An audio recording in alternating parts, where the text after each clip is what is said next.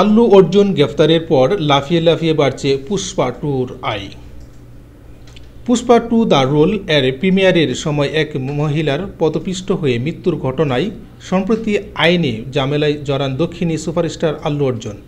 নিহত নারীর পরিবারের মামলায় এক রাত জেলেও কাটতে হয়েছে অভিনেতাকে। শুক্রবারের গ্রেফতারের নাটকীয় ওই ঘটনার পর সেদিন রাতেই তেলেঙ্গানা হাইকোর্ট জামিন মঞ্জুর করে নায়কের। এরপর দিন শনিবার সকালে ঘরে ফেরেন এই সুপারস্টার। এর মাঝেই বক্স অফিসের পুষ্পা টু দ্য রোল এর স্বপ্নের দৌড় অব্যাহত। বক্স অফিসের রিপোর্ট অনুসারে শনিবার পর্যন্ত ছবিটি ভারতে 820 কোটি টাকা আয় করেছে। আল্লু অর্জুন শুক্রবার যখন গ্রেপ্তার হন সেদিন বক্স অফিসে প্রায় 32.63 কোটি টাকা আয় করেছিল এই ছবি। তবে নায়কের গ্রেফতারের খবর ছড়িয়ে পড়তেই শনিবার সেই আয়ের পরিমাণ বেড়ে দ্বিগুণ হয়। এদিন পুষ্পর আয়ের যুগ হয়েছে আরও 63 কোটি টাকা। সিনেমা মুক্তির প্রথম দিনেই পুষ্পা টু খাতা খুলেছে 164.25 কোটি টাকা দিয়ে। এরপর প্রথম শুক্রবারে 93.8 কোটি টাকা আয় করলেও সপ্তাহান্তে শনি ও রবিবার 119.25 কোটি ও 141.05 কোটি টাকা আয় করে এই ছবি। এরপর সোম থেকে বৃহস্পতিবার ছবির আয়ের পরিমাণ ছিল যথাক্রমে 64.45 কোটি, 51.55 কোটি, 43.35 কোটি এবং 37.45 কোটি টাকা। ফলে পুরো ভারতে পুষ্পা টু এর প্রথম সপ্তাহে সংগ্রহ ছিল 725.8 কোটি টাকা। অন্যদিকে বিশ্ব বক্স অফিসে ইতিমধ্যেই ষষ্ঠ ভারতীয় ছবি হিসাবে 1100 কোটির গণ্ডি ছাপিয়ে গিয়েছে আল্লুর ছবি। জওয়ান ও কেজিএফ এর রেকর্ড খুব সহজেই ভাঙবে পুষ্পা টু।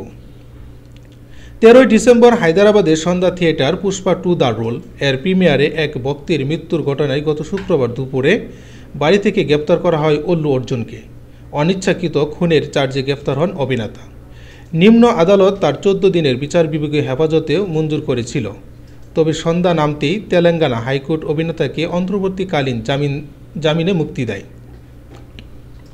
ওই রাত চঞ্চলগোড়া সেন্ট্রাল জেলে কাটানোর পর শনিবার বাড়ি ফেরেন পুষ্পরাজ। পরবর্তীতে জুবিলি হিলসে নিজের বাড়িতে সাংবাদিকদের মুখোমুখি হয়ে আল্লু অর্জুন বলেন, আমরা নিহতর পরিবারের জন্য অত্যন্ত দুঃখিত। আমি ব্যক্তিগতভাবে তাদের যেভাবেই হোক সমর্থন করার জন্য তৈরি আছি। এটা একেবারেই আকস্মিক ঘটনা। আমি আমার পরিবারের সাথে থিয়েটারের ভিতরে একটি সিনেমা দেখেছিলাম এবং দুর্ঘটনাটি বাইরে ঘটেছিল। এটার সঙ্গে আমার সরাসরি কোনো সম্পর্ক নেই। সত্যি আকস্মিক, একেবারেই অনিচ্ছাকৃত। আমার ভালোবাসা পরিবারের মৃত রেবতী সাথে রয়েছে এবং আমি যে কোনো উপায়ে তাদের পাশে রয়েছি। তিনি আরও যোগ করেছেন, গত 2 দশক ধরে চলচ্চিত্রে প্রিমিয়ারের জন্য প্রেক্ষাগৃহে যাচ্ছেন, তবে এই জাতীয় ঘটনা কখনোই ঘটেনি। আল্লু বলেন, আমি গত 20 বছর ধরে একই থিয়েটারে আসছি এবং 30 বারেরও বেশি একই জায়গায় গিয়েছি। কখনো কোনো দুর্ঘটনা ঘটেনি। এটা সত্যিই দুর্ভাগ্যজনক।